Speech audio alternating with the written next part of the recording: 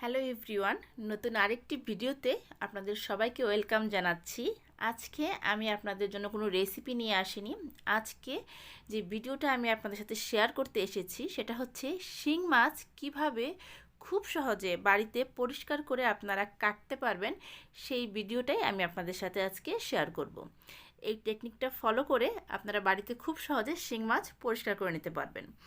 আপনারা দেখতেই পাচ্ছেন এখানে কিছু শিং মাছ আমি নিয়ে নিয়েছি। শিং মাছ কাটা কিন্তু খুবই কষ্টকর, কিন্তু একটা টেকনিক আছে, সেটা যদি জানা থাকে তাহলে খুব সহজে আপনারা বাড়িতে শিং মাছটা পরিষ্কার করে কেটে নিতে পারবেন।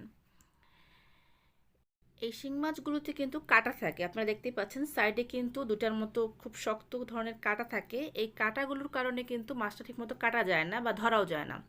আপনারা যদি হাত দিয়ে ধরতে যান তাহলে কিন্তু কাটা দিয়ে দিতে পারে। এই শিং মাছে প্রথমেই লবণ দিয়ে দেওয়া হলো।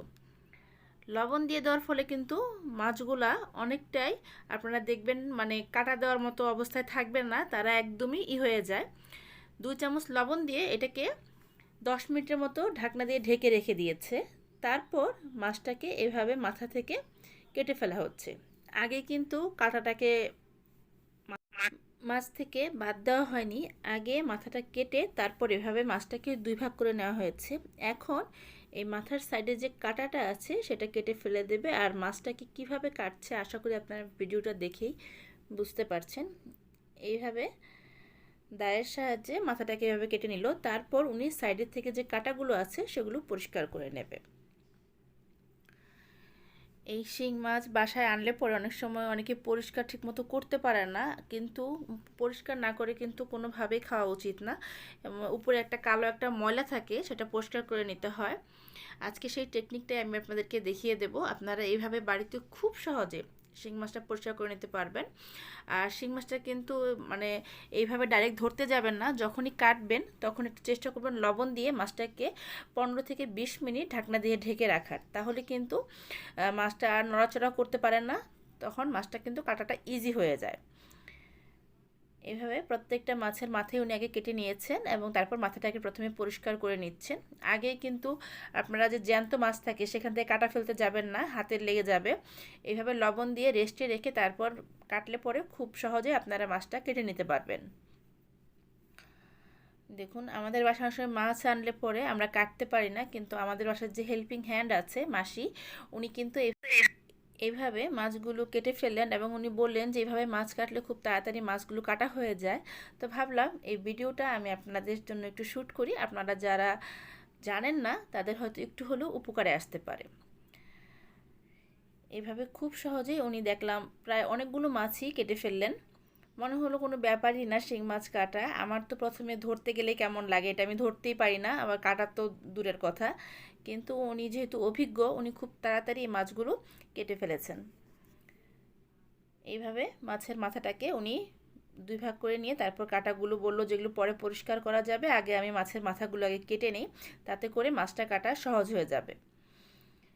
আর এই শিং মাছ কিন্তু অতিরিক্ত পিচ্ছিল থাকে, দেখুন প্রচণ্ডই উপরে একটা বিজল থাকে।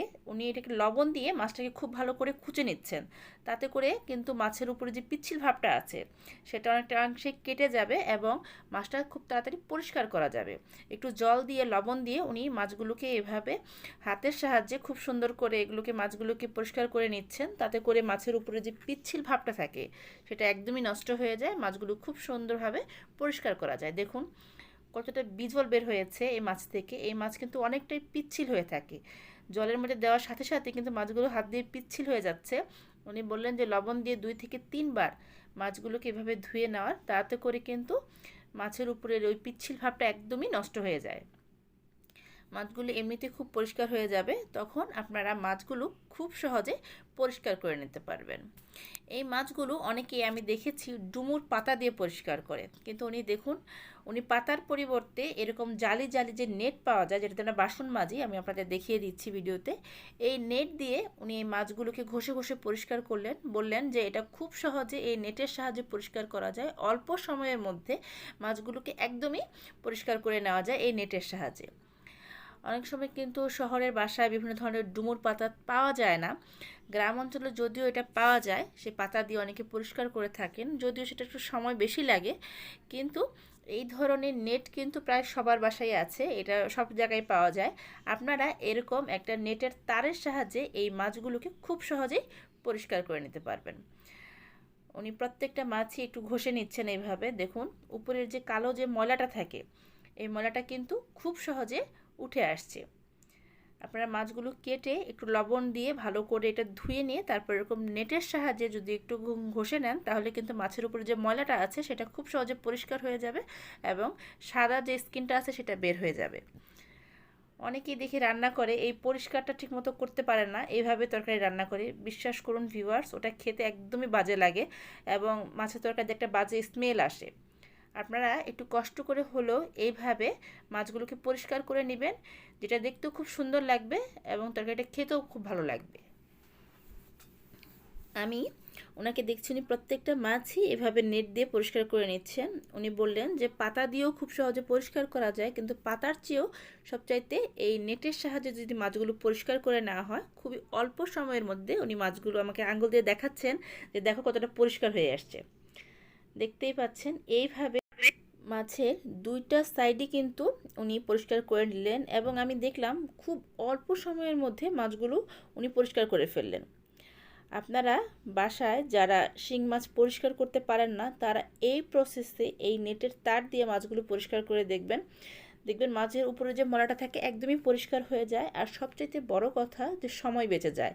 খুব অল্প সময়ের মধ্যে আপনারা মাছগুলো এইভাবে পরিষ্কার করে নিতে পারবেন। যখন মাছগুলো একটু পরিষ্কার হয়ে যাবে তখন উনি দায়ের সাহায্যে মাছগুলো পিস করে কেটে নিচ্ছেন। এগুলো কিন্তু একবারেই সাদা যে রঙটা আছে সেটা চলে আসবে। উনি এইভাবে মাছগুলো কেটে মাছগুলোকে আবার উনি পরিষ্কার করবেন। বললেন যেটুকু পরিষ্কার হয়েছে হয়েছে, এরপর আমি আবার পরিষ্কার করব। এই জন্য উনি এই মাছগুলোকে ভালো করে কেটে নিচ্ছেন। দেখুন মাছগুলো আপনারা আপনাদের পছন্দ মতো পিস করে নেবেন, বড় বা ছোট যেভাবে আপনারা পিস করতে চান সেই অনুপাতে পিসটা করে নেবেন। পিস করে নেওয়ার পর এই মাছগুলো আবার লবণ দিয়ে এগুলো পরিষ্কার করে নেবে। লবণ দিয়ে যখন এগুলো আবার ধুবে তখন কিন্তু মাছগুলো একদমই সাদা রং হয়ে আসবে, উপরের যে হালকা ময়লা আছে সেটা একদমই নষ্ট হয়ে যাবে। এইভাবে মাছগুলো পিস করে নিয়েছেন। আশা করি বাড়িতে আপনারা এইভাবে শিং মাছ খুব সহজেই পরিষ্কার করে নিতে পারবেন এবং শিং মাছ কীভাবে কাটে সেটাও আপনারা দেখে নিলেন। যারা এই মাছটা কাটতে পারেন না বা পরিষ্কার করতে পারেন না, এই ভিডিওটা দেখে আশা করি আপনাদের একটু হলেও উপকারে আসবে। আপনারা এখন বাড়িতে খুব সহজে শিং মাছ এভাবে পরিষ্কার করে কেটে নিতে পারবেন।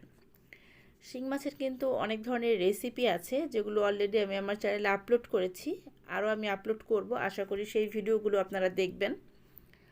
কাটা হয়ে গেছে, এরপর উনি বলেছিল যে লবণ দিয়ে আবার মাছটাকে পরিষ্কার করবে। আমি একটু লবণ দিয়ে দিলাম মাছের মধ্যে। এখন উনি এই মাছগুলো আবার পরিষ্কার করে নিচ্ছেন। এতে করে মাছের উপরে যদি হালকা ময়লা থেকেও যায় সেটা কিন্তু একবারেই পরিষ্কার হয়ে যাবে। দেখতেই পাচ্ছেন ভিডিওতে মাছটা কিন্তু একদমই পরিষ্কার হয়ে যাচ্ছে।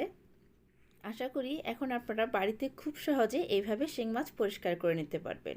ভিডিওটি দেখার জন্য সবাইকে ধন্যবাদ। সবাই ভালো থাকবেন।